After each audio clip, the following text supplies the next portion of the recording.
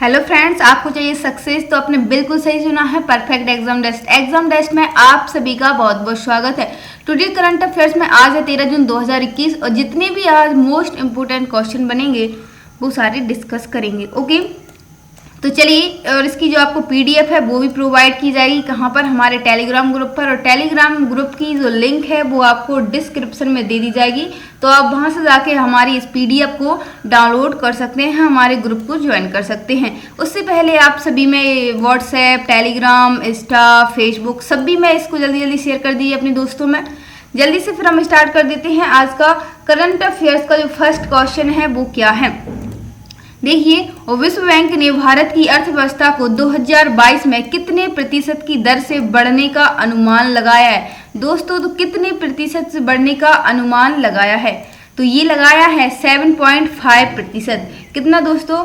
7.5% बढ़ने से अनुमान लगाया है। इसके बारे में जान लीजिए कि विश्व बैंक ने भारत की अर्थव्यवस्था को 2021 में 8.3% और 2022 में 7.5% की दर से बढ़ने का अनुमान लगाया है। विश्व बैंक ने कहा है कि कोविड-19 महामारी की अब तक की सबसे खतरनाक दूसरी लहर से आर्थिक पुनरुद्धार को नुकसान पहुंचा है।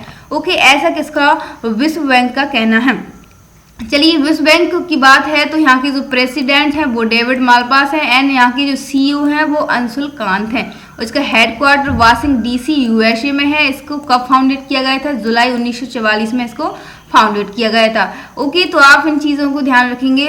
वर्ल्ड बैंक के बारे में ये आपकी जो नॉलेज है शॉर्टकट, इसको भी आप ध्यान रखेंगे। चलिए अगला क्वेश्चन देख लेते हैं। हाल ही में किस राष्ट्रीय पुरस्कार विजेता बंगाली फिल्म निर्देशन का निधन हो गया है? तो दोस्तों किसका निधन हो गया है? तो आपको ये बता दें, बुद्धदेव दास गुप्ता का। किसका दोस्तों?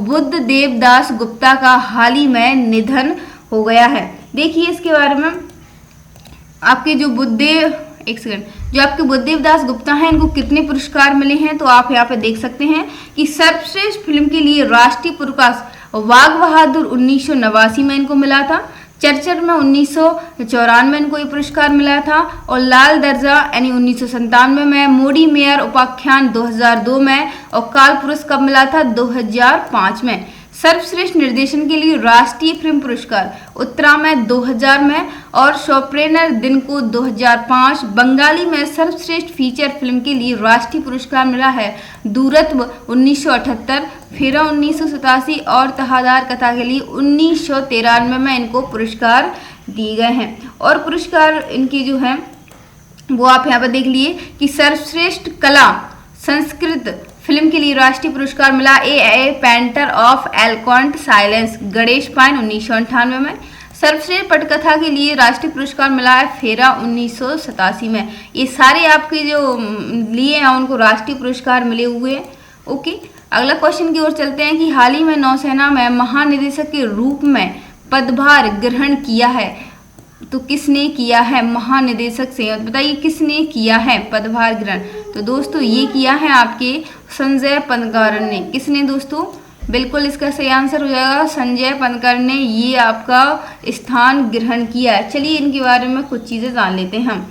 देखिए, राजेश पेनरकर वाइस एडमिरल, कौन दोस्तों? वाइस एडमिरल राजेश पेनरकर आप महानिदेशक नौसैनिक संचालन के रूप में पदभार ग्रहण करेंगे। Okay, flag officer anti submarine warfare ने के विशेषज्ञ और उन्होंने नौसेना के फ्रंटलाइन युद्धपोतों में एएसडब्ल्यू अधिकारी के रूप में और बाद में गाइडेड डिस्ट्रॉयर आईएनएस के मैसूर के कार्यकारी अधिकारी और प्रधान युद्ध अधिकारी के रूप में इन्होंने काम किया है।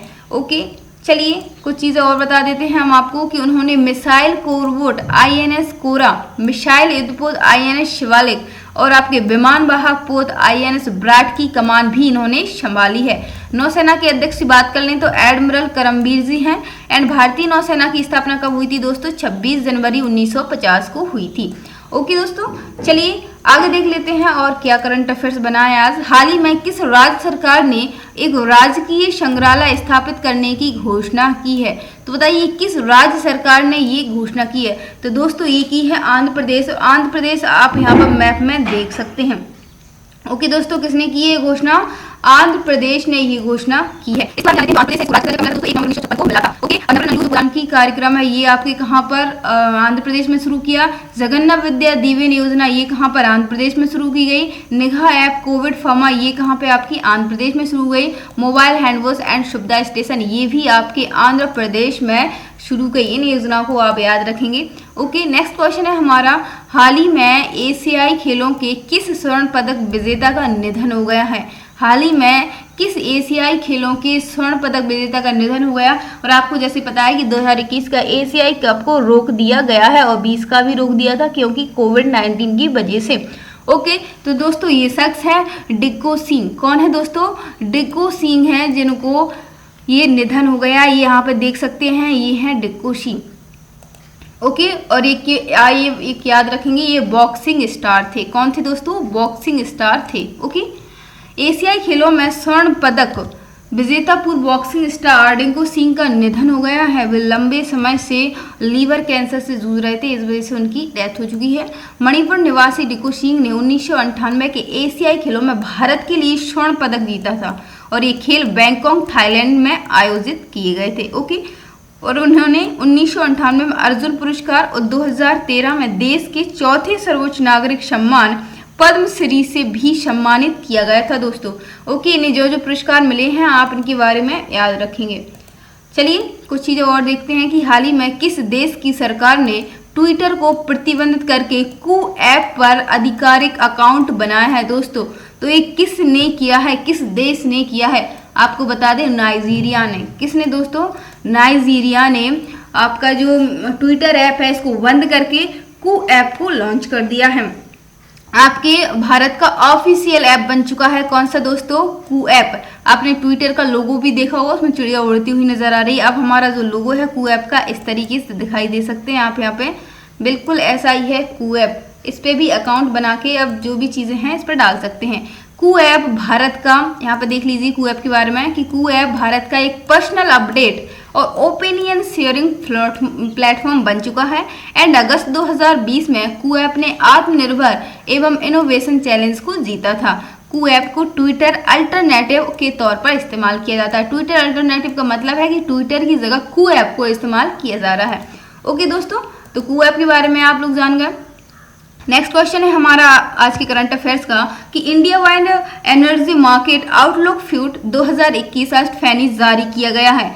तो ये किसके द्वारा जारी किया गया है ये आपको बताना है। चलिए, तो दोस्तों इसका जो करेक्ट आंसर है ये हो जाएगा ग्लोबल वाइड एनर्जी काउंसिलिंग यानी GWEC के द्वारा इसको जारी किया गया है। बिल्कुल दोस्तों, चलिए बिल्कुल आज का जो करेक्ट आपका जो आंसर हो जाएगा वो ऑप्शन नंबर डी हो जाएगा। इसके बारे में आप थोड़ी सी जानकारी ले लीजिए कि हाल ही में global wide energy counselling GWEC ने India wide energy market outlook report 2021 को जारी किया है। ओके दोस्तों, यहाँ पे जी 2021 और इस रिपोर्ट के अनुसार भारत के पास केंद्र और राज्य के बाजारों में 10% 3 गीगावाट की पवन ऊर्जा परियोजना का निर्माणाधीन है। इस रिपोर्ट पर प्रकाश डाला गया कि भारत 2021-25 तक 20 गीगावाट पवन ऊर्जा क्षमता स्थापित करेगा। ओके दोस्तों, ये आप याद रखेंगे कितना, 20 गीगावाट पवन ऊर्जा। ठीक है, ओके आगे चलते हैं, आगे जान लेते हैं कि किस आपकी जो रिपोर्ट है वो मोस्ट रिपोर्ट कौन कौन सी हैं और किस संस्था के द्वारा की जाती हैं। स्टैटिक जीके का क्वेश्चन है। और वर्ल्ड सोशल प्रोटेक्शन रिपोर्ट ये ILO के द्वारा जारी की जाती है, इंटरनेशनल लेबर ऑर्गेनाइजेशन। ओके दोस्तों, वर्ल्ड इकोनॉमिक आउटलुक रिपोर्ट ये IMF के द्वारा की जाती है। ग्लोबल जेंडर गैप रिपोर्ट ये आपकी WEF वर्ल्ड इकोनॉमिक्स फॉर्म के द्वारा इसको भी जारी किया जाता है। Global financial development report IVRD के द्वारा इसको किया जाता है। Okay, travel and tourism competitiveness report WEF world economic form इसके द्वारा इसको भी जारी किया जाता है। आप इन रिपोर्ट को देख लीजिए, मोस्ट इम्पोर्टेंट है, आपके एग्जाम में इनसे क्वेश्चन बन सकते हैं। ओके दोस्तों, अगला क्वेश्चन है हमारा कि प्रति वर्ष विश्व बाल श्रम निषेध world day against child labour कब मनाया जाता है ये आपको बताना है। तो दोस्तों ये कब मनाया जाता है, ये 12 जून को मनाया जाता है। 12 जून को मनाया जाता है आपका जो बाल श्रम निषेध होता है, इसमें मतलब इनके लिए बिल्कुल रोका जाता है कि बच्चों से कोई बाल श्रम नहीं करवाया जाएगा। बंधुआ, बिल्कुल बंधुआ के लिए ये मना होता है इसके अंतर्गत। ओके, चलिए आप मुझे कमेंट करके ये बता दीजिए कि आपके संविधान में ये आपको किस अनुच्छेद में दिया हुआ है। ओके दोस्तों, आप कमेंट करके ये बताएंगे। अगला क्वेश्चन है हमारा कि महेश कुमार जैन को कितने वर्षों के लिए फिर से आरबीआई का डिप्टी गवर्नर नियुक्त कर दिया है दोस्तों। तो ये हम आपको बता दें 2 साल के लिए। कितने सालों के लिए नियुक्त कर दिया है दोस्तों? फिर से 2 सालों के लिए इनको नियुक्त कर दिया गया है आरबीआई का डिप्टी गवर्नर। आरबीआई के बारे में जान लेते हैं। भारत में जितने भी बैंक होते हैं उन्हें आरबीआई रेगुलेट करता है, reserve bank of India. Okay, इसकी स्थापना कब हुई थी दोस्तों? 1 अप्रैल 1935 में इसकी स्थापना हुई थी। आरबीआई बैंक की स्थापना किस अधिनियम के प्रावधानों के अनुसार हुई? तो 1 अप्रैल 1935 को हुई थी। एंड भारतीय रिजर्व अधिनियम 1934 में कब हुई थी दोस्तों? भारतीय रिजर्व जो आपका अधिनियम है 1934। एंड मुख्यालय इसका कहाँ है दोस्तों? मुंबई महाराष्ट्र में। गवर्नर कौन है इसके? शक्तिदांश हैं। ओके, इसके बारे में आप आरबीआई के बारे में इतनी सी जान रखेंगे। एंड इसके जो क्वेश्चन है वो आप पीडीएफ में पढ़ लेना। अगला क्वेश्चन है हमारा आज का कि हाल ही में किस बैंक ने कोविड-19 के रोगियों के लिए कवच पर्सनल लोन योजना लॉन्च की है दोस्तों? तो किस बैंक ने की है ये बता दें आपको। State bank of India. किसने दोस्तों? स्टेट बैंक ऑफ इंडिया ने ये योजना लॉन्च की है। चलिए इसके बारे में थोड़ी सी जानकारी आपको दे देते हैं। आपका इसका लास्ट क्वेश्चन है कि इस योजना के तहत ग्राहक 60 महीनों के लिए 8.5% वर्ष की ब्याज दर पर 5 लाख तक का ऋण बैंक से प्राप्त कर सकते हैं, जिसमें 3 महीने की मोहलत शामिल होगी। ओके, और इस योजना के तहत लिया गया ऋण पहले से किए गए कोविड से संबंधित चिकित्सा खर्चों की प्रतिपूर्ति को भी कवर करेगा। ऐसा किसका? आपका एसबीआई का कहना है। ओके, अब एसबीआई के अध्यक्ष की बात कर लेते हैं। तो दोस्तों दिनेश कुमार खारा जी इनके एसबीआई के अध्यक्ष हैं। एंड एसबीआई का जो मुख्यालय है वो न्यू दिल्ली में है। ओके, न्यू दिल्ली में एसबीआई का आपका मुख्यालय। एंड एसबीआई की जो स्थापना है दोस्तों 1 जुलाई 1955 में की गई थी। और ये चीज़ें आपके लिए बहुत इंपॉर्टेंट है जानकारी।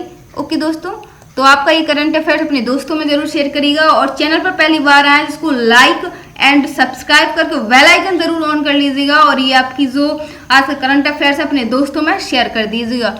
ओके, थैंक यू दोस्तों।